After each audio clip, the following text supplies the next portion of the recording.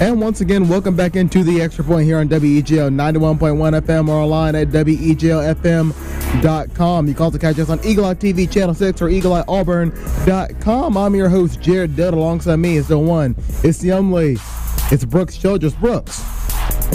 National championship game last night. The Masters coming up. MLB kicked off opening week. We got some games going.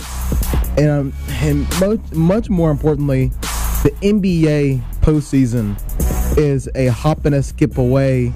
And if you're a hockey fan out there, that's also coming up too.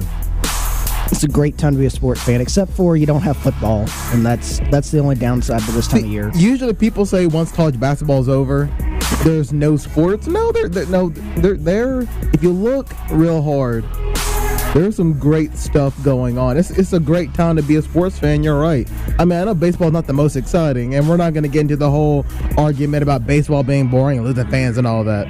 But it's a great time to be a sports fan, and I'm really excited for what's coming up in April and in May. Yeah, I mean, it should be everything that's coming up. NBA playoffs should be really interesting with. Now, it's kind of not a guarantee that Cleveland is going to be the East representative in the finals. I mean, it's... Or Golden State, for that matter. Yeah, Golden State may not be the West representative in the finals. Who knows? Not San Francisco. That's the same thing as Golden State. Houston may... How did you get San Francisco and Houston mixed up? I don't know. I don't know why I was thinking about San Francisco. Houston, maybe if the Warriors don't play right, maybe Portland can trip them up earlier, but... It's mainly Houston. Maybe San Antonio can get things together if Kawhi will ever come back. He won't. And then in the East, Boston, they looked like they were a team that could challenge the Cavs. I don't think now. I think the only team that challenged the Cavs in the East. Everybody keeps talking about Boston, but, why is nobody talking about Toronto? I think Toronto is the best complete team in the East right now. How about this? Why is nobody talking about the process? Because the process is a 4th seed. It's a 4th seed right now. They're not going to make the finals, though. If you take the Celtics, the Cavs, and Toronto, guess who else is in that mix? It's the 76ers. The Sixers, at best, I think they could, if everything goes right, I think they can make the conference finals. But I just don't trust the process enough to make it to the NBA finals just yet.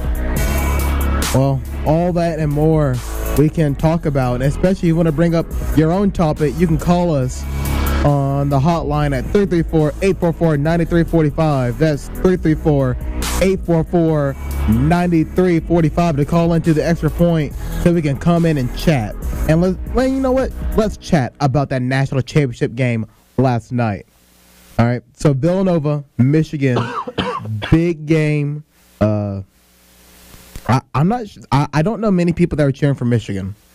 I think everybody was on the Villanova train. In the city of Philadelphia, obviously, after coming off a big Super Bowl win. Isn't that right, Brooks? Thank you. They were... I quit. They were getting ready for another championship run.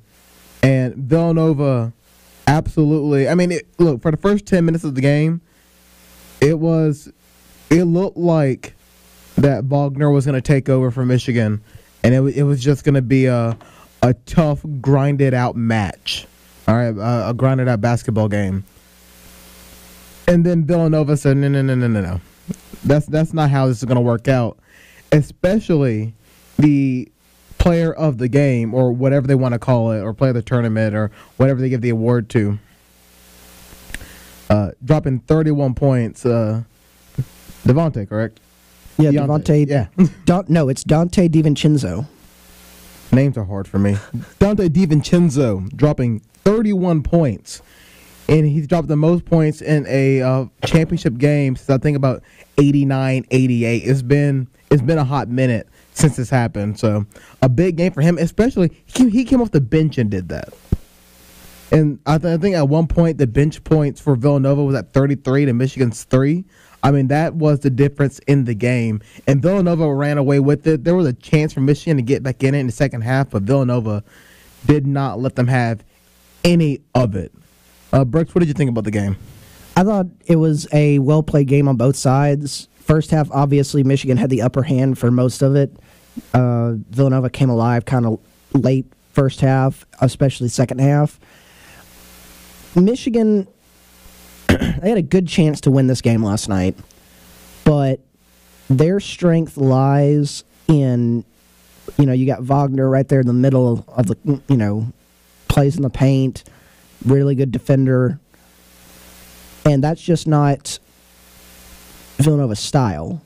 Villanova has set this tournament set the record for most threes in a tournament. I believe that. Yes, they did. They play perimeter basketball, and that's something that Michigan kind of struggled with, was defending the perimeter. Now, they're not the worst perimeter defense team, but when you have a team that can hit threes and just, rattle them off like Villanova can, and we saw many times in the tournament, Kansas, the Alabama game, where they can just, rattle off threes, and you just think, oh, well, this isn't going to keep up. Shooting, comes and goes for each games. Auburn fans know that for a fact. For certain.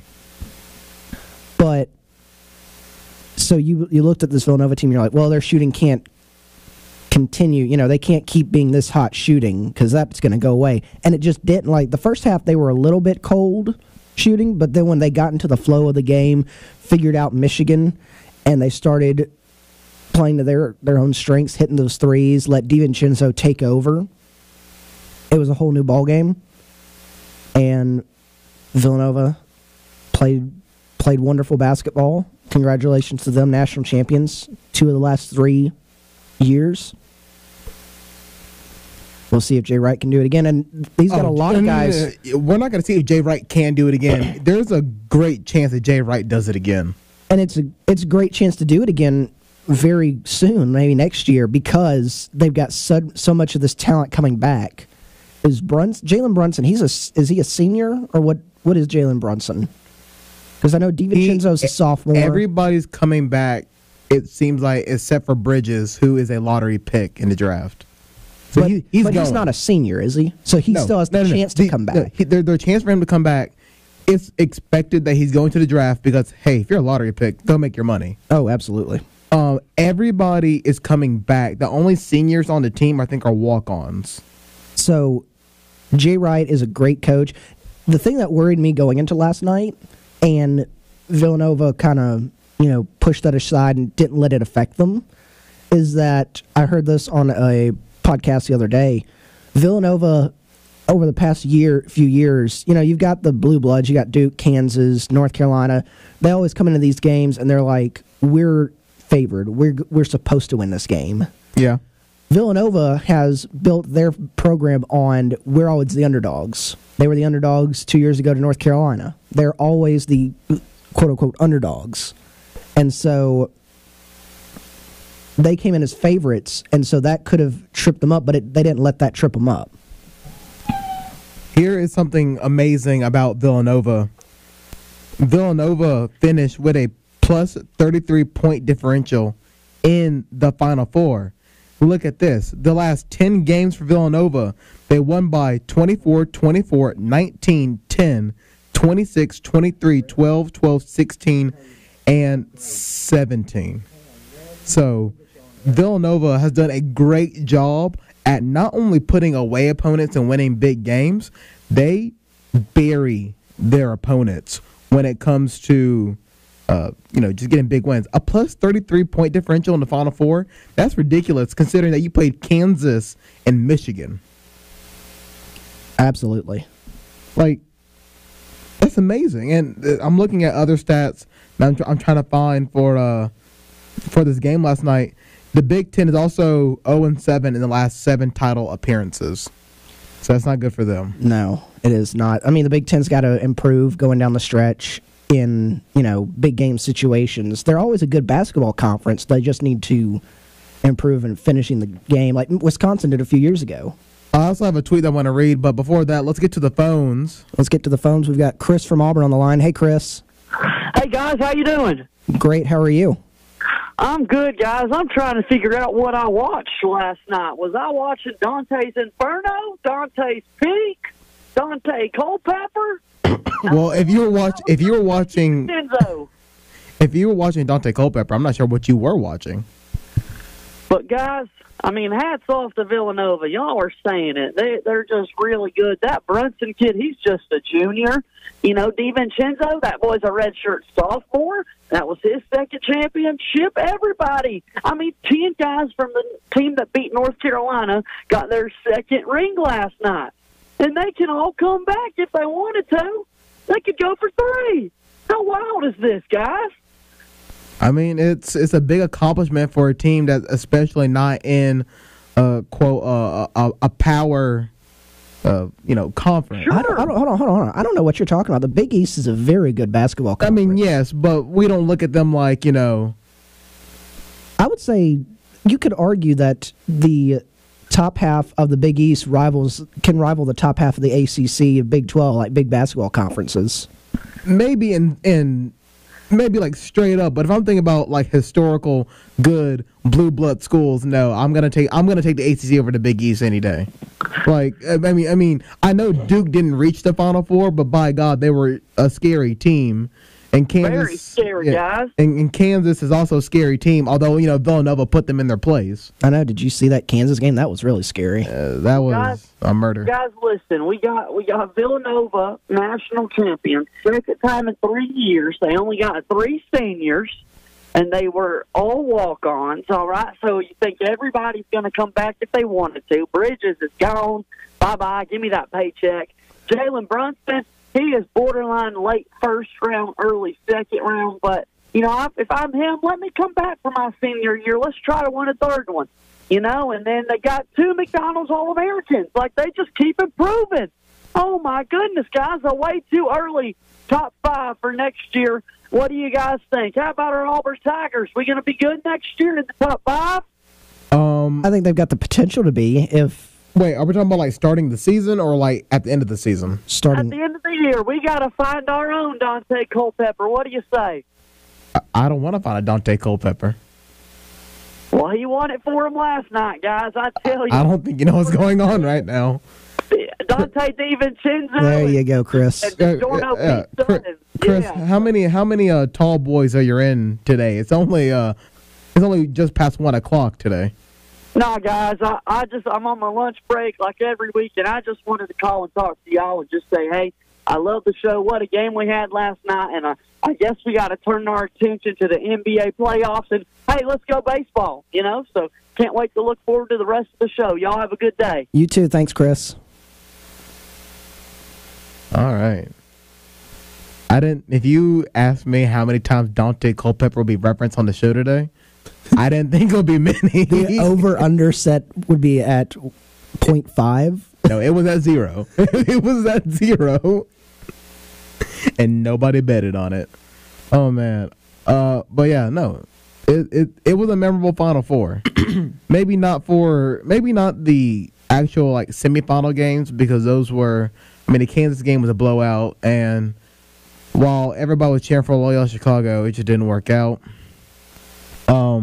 And this game wasn't, exactly exciting either. I mean, out of the 3 games this past weekend for the Final Four, none of them were really, heart-stopping. No, because you have the great story with Loyola Chicago and Michigan. You're like, can they do it? Can they do it? And then for the first half, it looked like, yeah, they maybe can do it, but then the second half, Michigan's like, we've got Wagner, we're going to take over here, and so they ended up blowing them out. And then, like we talked about earlier, from the beginning, from the tip, Villanova's like, we're just going to shoot the lights out from the 3, and Kansas, you can't do anything about it, and they did. Well, we're going to take our first commercial break. Remember, if you want to call in and talk to us here on the Extra Point about anything in the sports world, you can call in at 334-844-9345. That is 334-844-9345 to call into the Extra Point. When we come back, we'll talk a little bit more about college basketball, especially what to look for.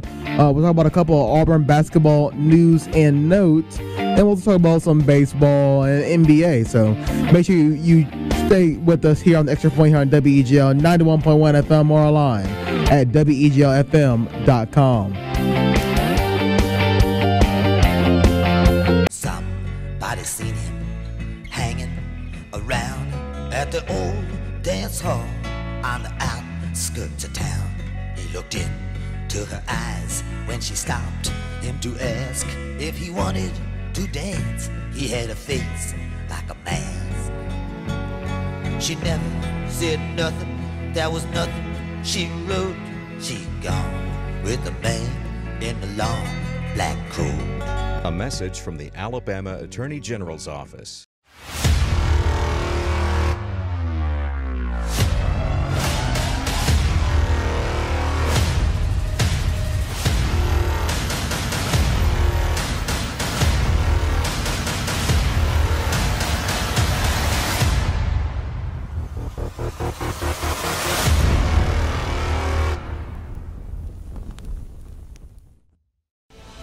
I believe that this is a practical world. And that I can count only on what I earn.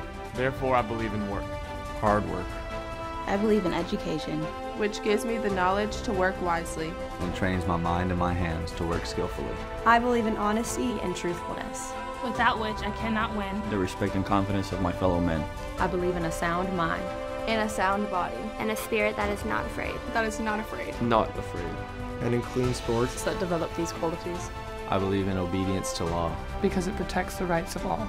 I believe in the human touch, which cultivates sympathy with my fellow men, and mutual helpfulness, and brings happiness for all. For all. For all.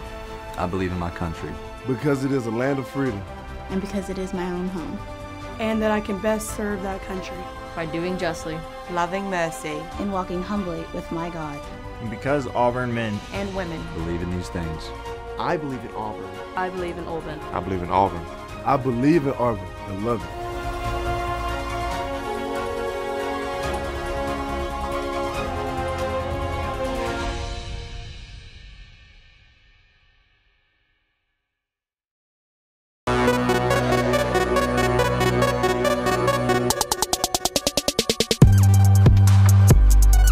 And welcome back into the Extra Point here on WEGL 91.1 FM. We're online at WEGLFM.com. I'm your host, Jared Dillard. Alongside me is Brooks Childress.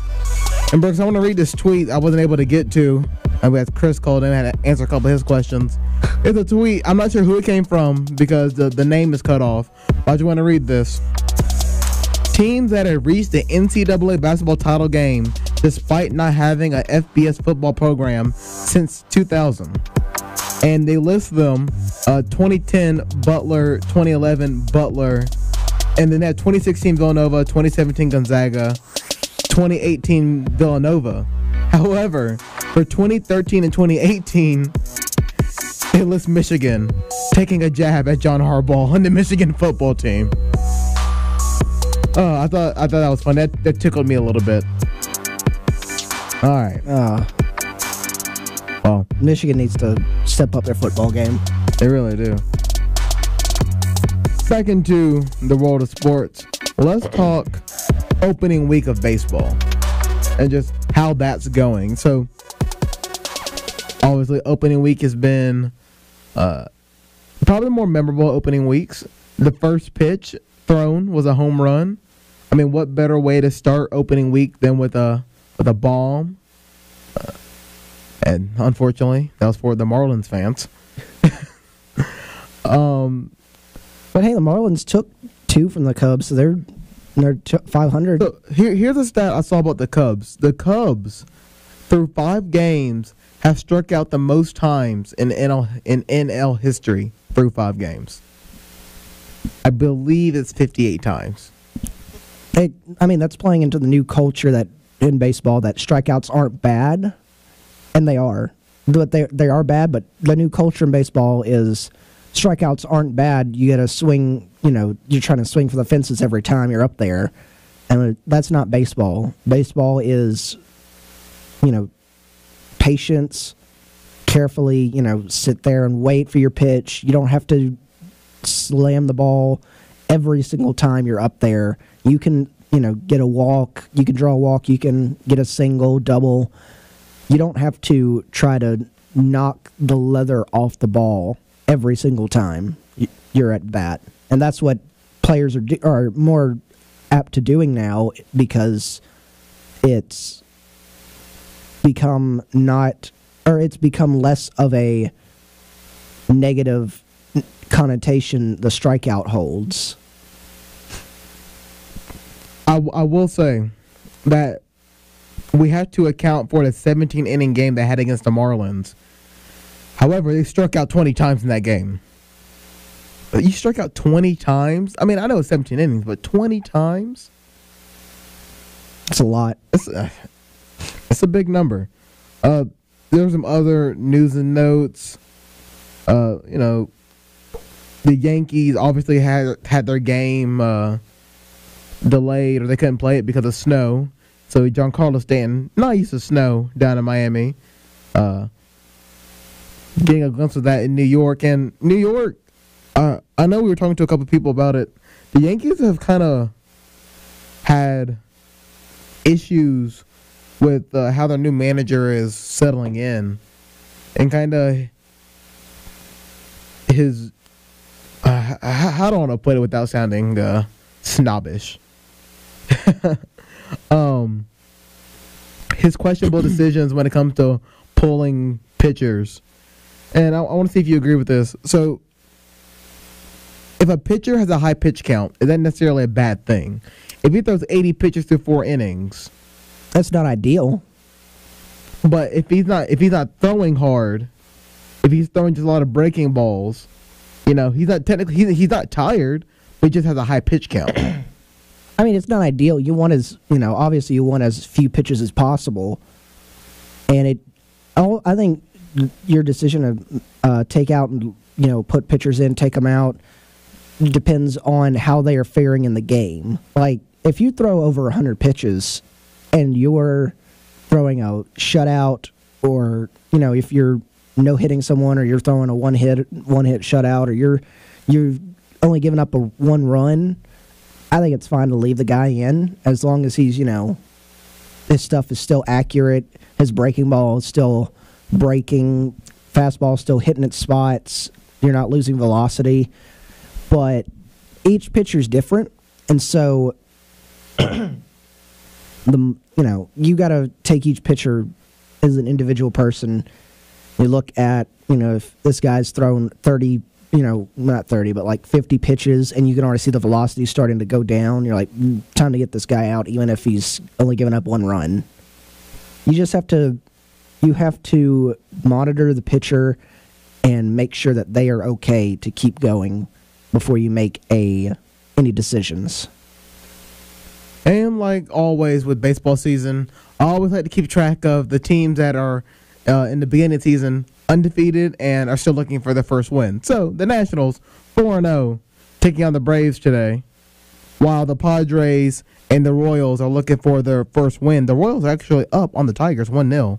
1-0. My soccer. This isn't soccer. Yeah. My want to talk about soccer for a little bit is kind of bleeding out a little with this MLB talk. Royals up on the Tigers 1-0 in the bottom of the 5th. Because we're in the Auburn area, the closest team here would be the Braves. You can argue that predominantly it's going to be Braves fans here. So let's talk about the Atlanta Braves. What are we liking so far? What are we liking that we're seeing from the Braves? So far this year, what I've noticed is they're getting good contact. They're not having trouble scoring runs. Their pitching could use a little bit of work. The starting pitching is not the best. Tehran got a little shaken up in that first game, and Tehran's pitching tonight. Yeah, he's pitching tonight. Fultonevich did well Friday,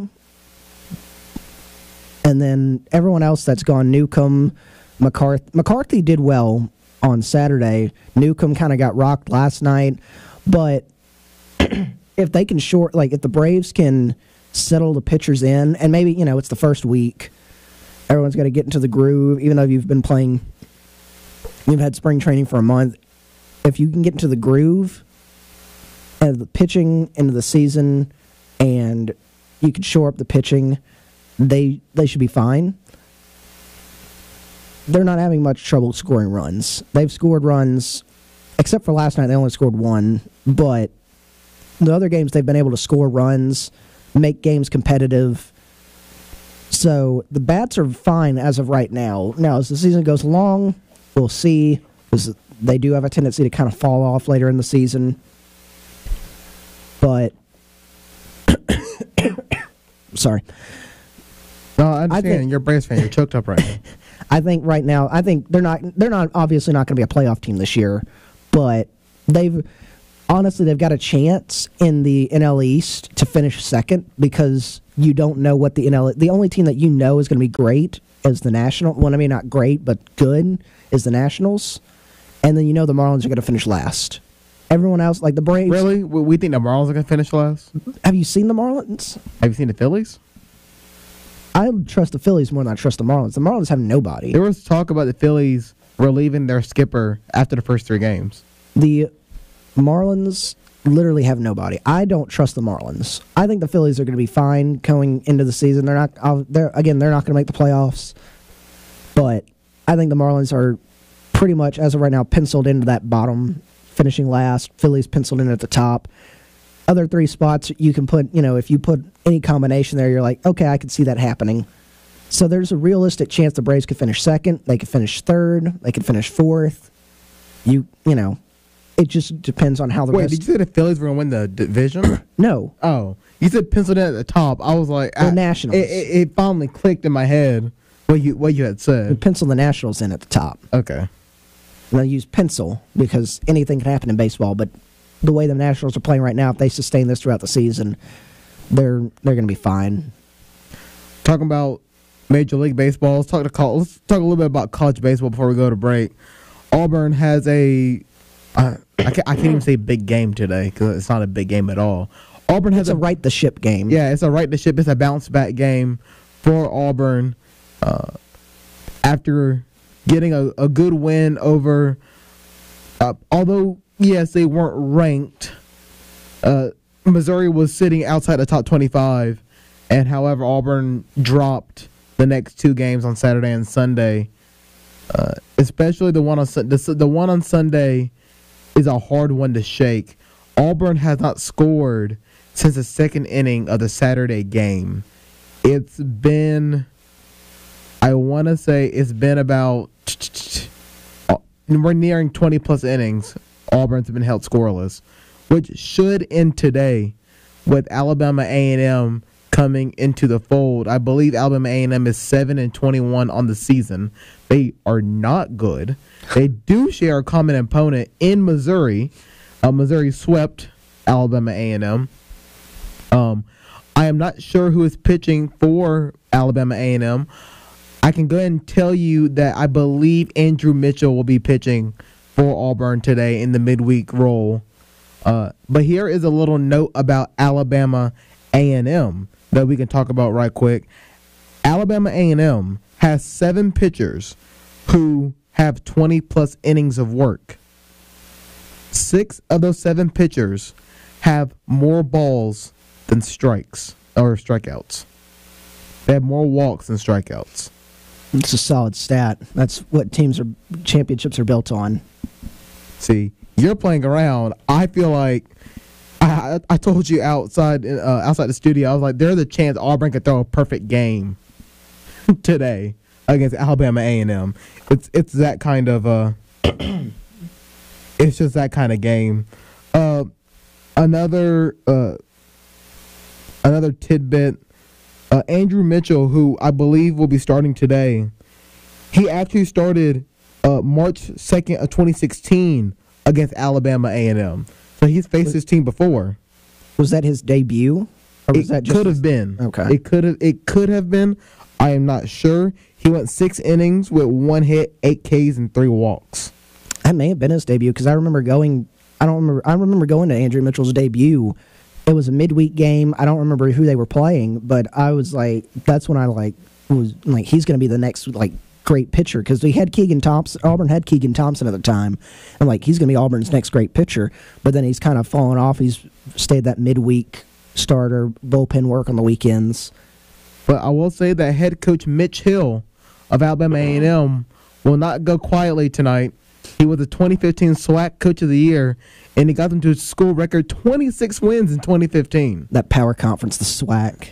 And they joined D1 in 1999. So there's your Auburn baseball tidbit of the day. I don't know how often we talk about Auburn baseball, but You know, you want to talk about it, you can call in at 334-844-9345. That's 334-844-9345 to call into the Extra Point. Talk Auburn baseball. You would talk Auburn softball. Taking 2 out of 3 from Ole Miss this past weekend. And have a big game against Tennessee this upcoming weekend. They have a game tomorrow as well, so make sure you don't miss that. They're playing Kennesaw State tomorrow night, isn't it? They are. They're playing Kennesaw State. The Owls. If you want to talk about that or anything else in the sports world, make sure you call in. We're going to take a quick commercial break, and when we come back, we'll talk the news around Auburn basketball and, you know, what that could mean and the way too early top 25 for next year. You listen to the Extra Point here on WEGL 91.1 FM or online at WEGLFM.com. This is a place where it only takes a second to imagine your future. Grasp a new concept in class. Inspire a child's curiosity. Discover a real-world solution. Seize an unexpected opportunity. There goes Davis! This is where you gain the preparation, confidence, and determination to succeed. This is Auburn.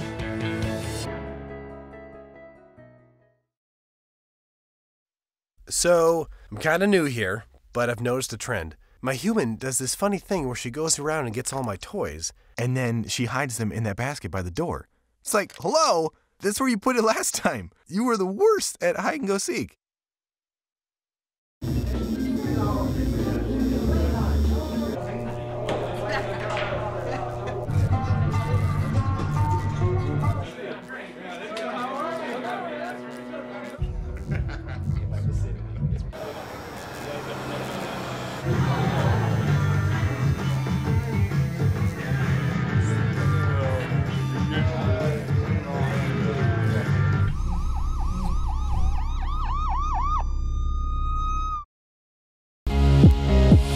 And welcome back into the Extra Point here on WEGL 91.1 FM or online at WEGLFM.com. I'm your host, Jared Dillon. Alongside me is Brooks Childress.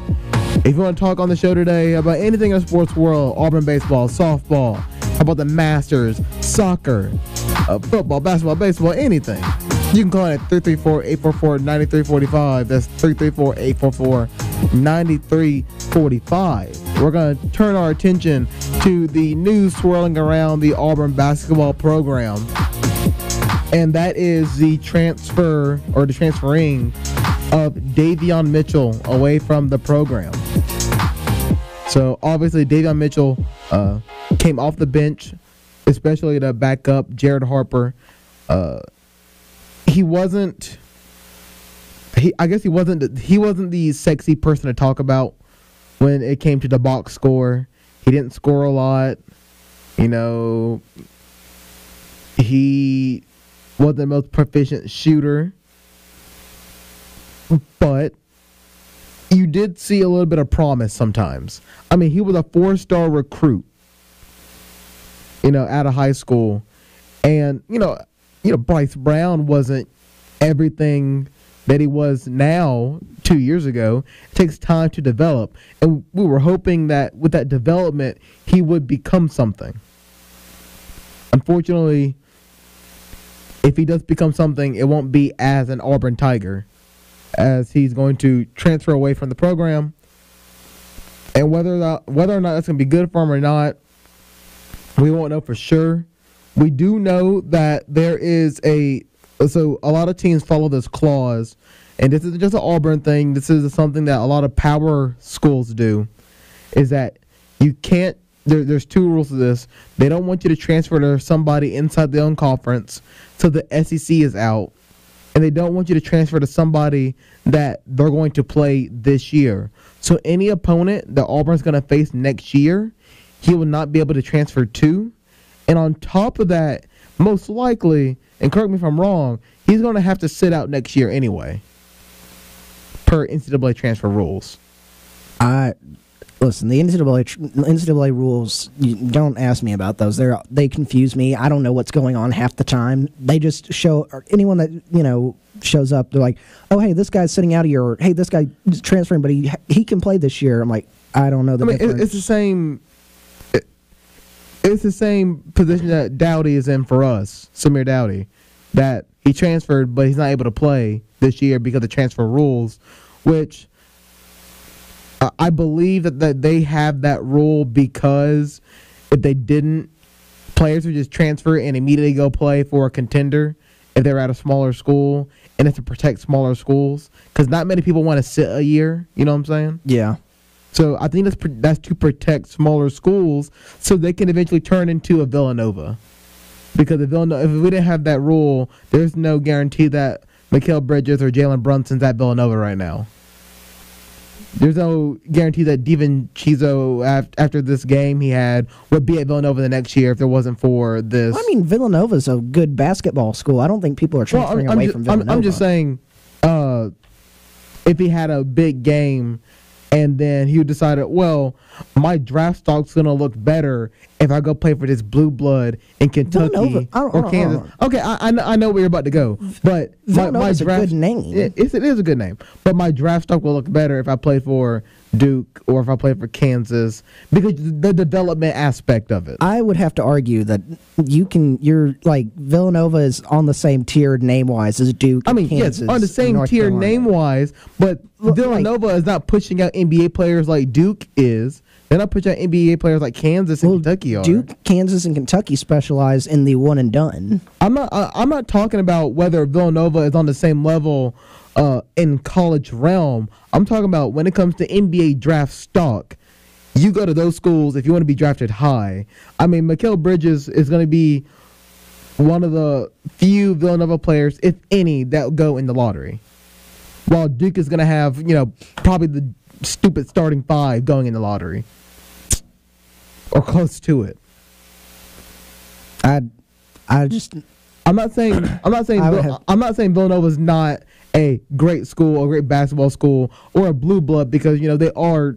Well, I mean, it depends on what your term for blue blood is. They're a basketball school. They're a dang good basketball school. However, if we're talking about draft stock, yes, it's going to be the schools of Duke, Kansas, Kentucky, and whatever other basketball school you want to throw in there. North Carolina, kinda. I think when it comes to draft stock, I think Jay Wright is just as good of a developmental coach as Coach K or Bill Self. I mean, he could be. I think he is. I think he's a really good coach. I think he's a really good developmental coach. I think he's up there with the Coach K's, Bill Self, Calipari. Time will tell because that would be a wait and see what his players do in the league. And then we'll talk about development. He's a great college basketball coach. I mean, you don't win 2 out of 3 national championships without being a great coach. But back to Auburn. And this is going into the way too early top 25. So obviously ESPN always releases their articles, whether it's football, basketball, for their way too early top 25. Kansas is number 1 because they are, not only Kansas specializes in the one and dones, but the caveat for them is that A, you have Bill Self, which is he's one of the better coaches in college basketball, and B, yeah, you got a lot of one and dones, but you also reload what said more one and dones. So we'll see what Kansas will be at.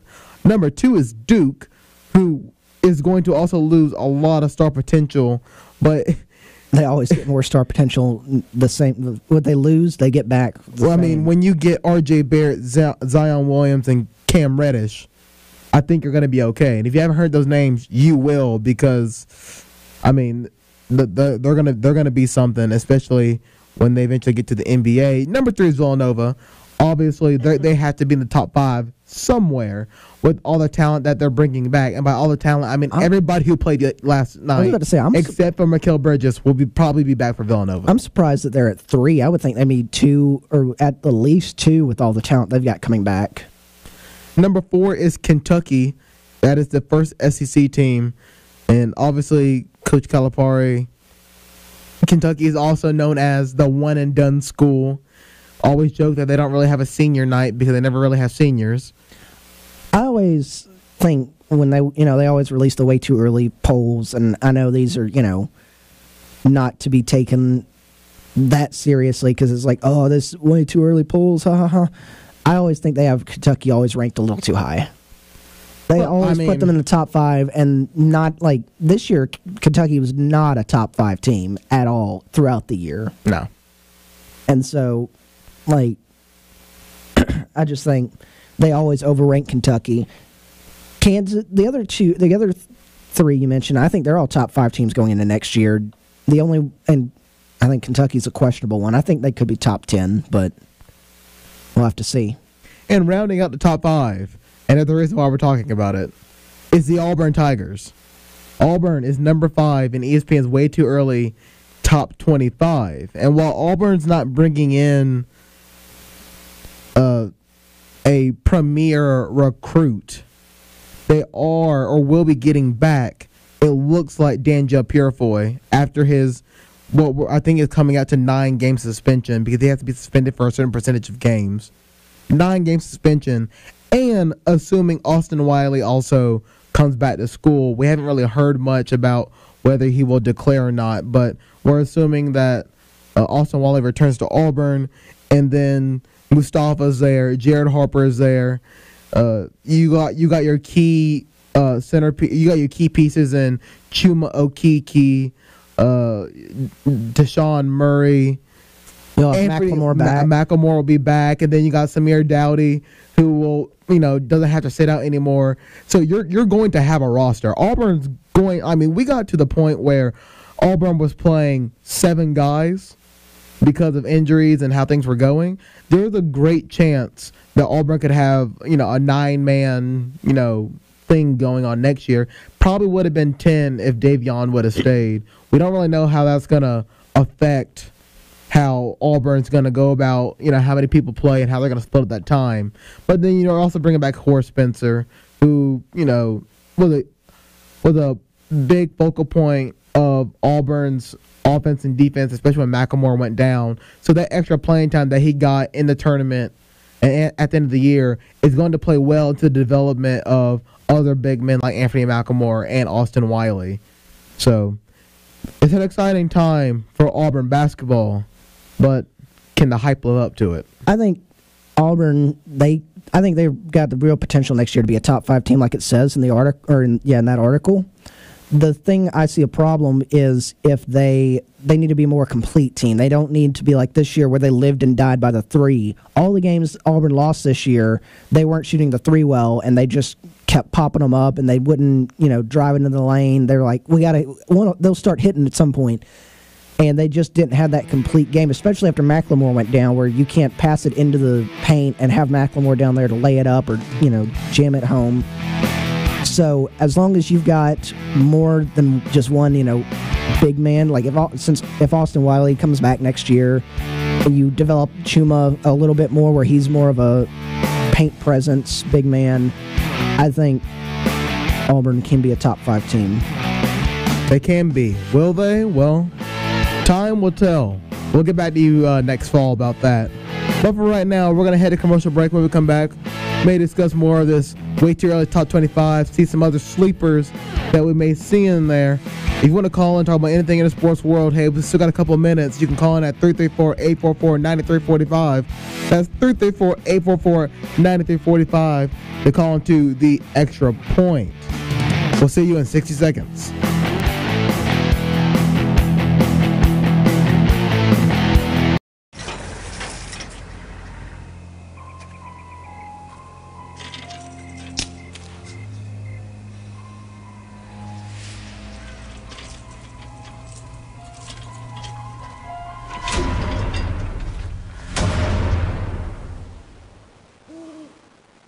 If you don't fix them, sparks from dragging tow chains could cause a wildfire, and that could be scary.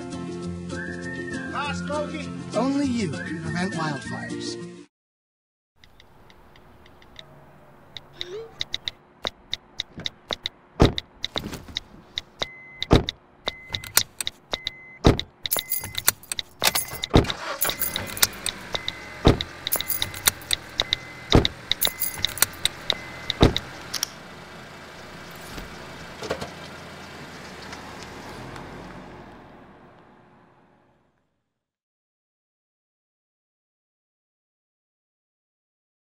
See on page 4 that the projections need to be tornado next Thursday. Seriously? Thursday? Can't do that. This is really inconvenient. I have yoga that day. I have no time for this. So. I can't do Thursday, but I can do Friday. Disasters don't plan ahead.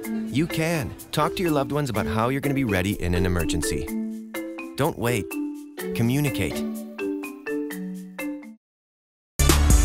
And welcome back into the Extra Point here on WEGL 91.1 FM. We're online at WEGLFM.com. We only have a couple of minutes, so I just want to quickly run through the rest of this way too early top 25 and hit a couple of highlights. If you're wondering where the disappointment in Virginia Cavalier basketball ranks, it's number 7 after their one-and-done performance in the tournament, losing to a 16 seed.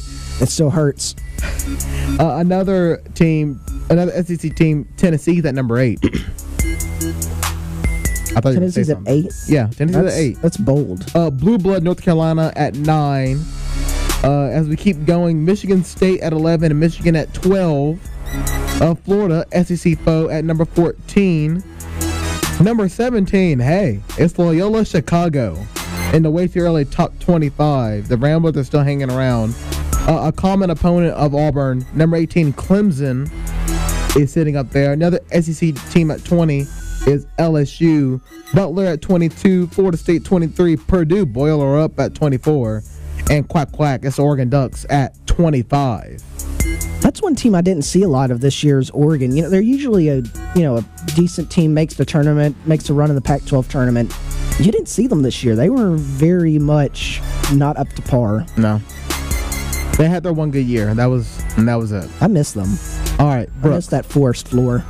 Brooks, it's time for a little bit of trivia. Ooh, I like trivia. All right, so you ready for this? Okay. All right. So in the last part of the show, let's see if you can actually get this trivia. So, how much trivia is it? 2 questions. Okay. We'll start with the first one. And so, there are 2 schools, 2 Power 5 schools, who do not have a national championship in any sport.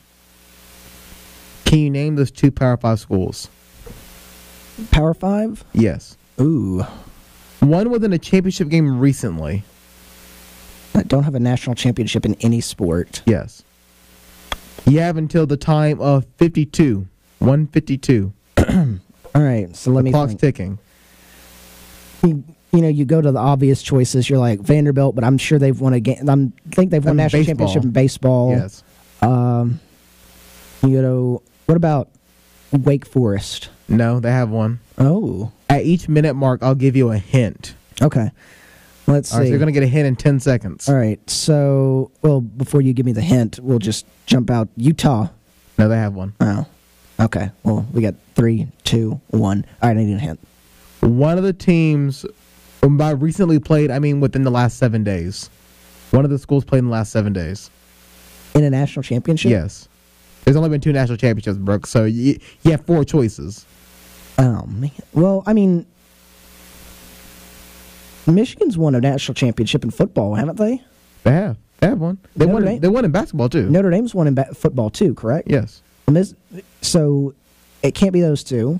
No. And Mississippi State's won a national championship in basketball. They have or not. Women's basketball last year. They won it last year, women's basketball. They did not. Yes, they did. No, they didn't. They beat UConn in the national championship game last year. Last year they did. No, they did not. This was back-to-back. South Carolina won last year. No, it was Mississippi State last year. No, they didn't. I'm about to fact check you. No, you can fact check me because one of the 2 schools is Mississippi State. South Carolina won the championship last year. Mississippi State beat UConn in the Final Four last year. Oh, man. I thought Mississippi State won it last year. No, they did not. They lost in the championship game to South Carolina. In fact, here's another trivia question. The last 4 times Mississippi State has lost, last 4 games they've lost. Last year, SEC championship, lost to South Carolina. Last year, national championship, lost to South Carolina. This year, SEC championship, loss. This year, national championship, lost to Notre Dame. All right, that's their last 4 losses. So it was Mississippi State. Can you name the other one? You have 25 seconds. until you get one last hint. Illinois. No. Iowa. No.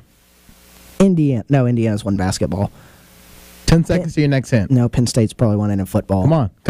No, Syracuse has won it. Come on. I don't know. Come on. I don't know. Clemson. No, Clemson's won football. They are in the ACC. Boston College. No, they have one. Oh, man. Maryland. No, Maryland's in the Big Ten now. You're not doing good right now. Virginia Tech. It is Virginia Tech. Oh. Virginia Tech also does not have a national championship in any sport. Here is your follow-up question, and we'll end the show on this. There is a third school who's considered not having a national championship. However, it is an NCAA given national championship, so they do have one. It's Rutgers. Rutgers? They have one national championship. They won it in 1949. Can you name the sport? Football. No. Softball. No. Track and field. I don't think softball was a thing in 49. Track and field. No. Rowing. No. Badminton. No. Basketball. No. Either one. No. Baseball. No. This underwater basket weaving. Close, but no. I give up. It's an Olympic sport. I'll give you one more chance. Curling. No. It's fencing. Fencing. Wow. They have one national championship. It's in fencing. That was anticlimactic. Well, thank you for playing, though.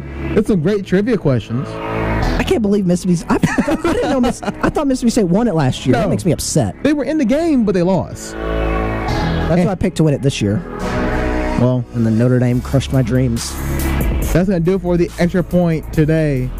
As always, you can catch us on SoundCloud or on iTunes at WEGO 91.1 FM.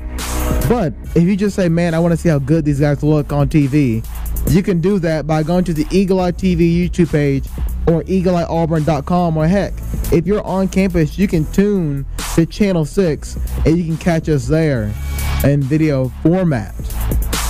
As always, Tuesdays at 1, live here on WGO 91.1 FM. If you ever want to call in, hey, make sure you write down this number. It's 334-844-9345.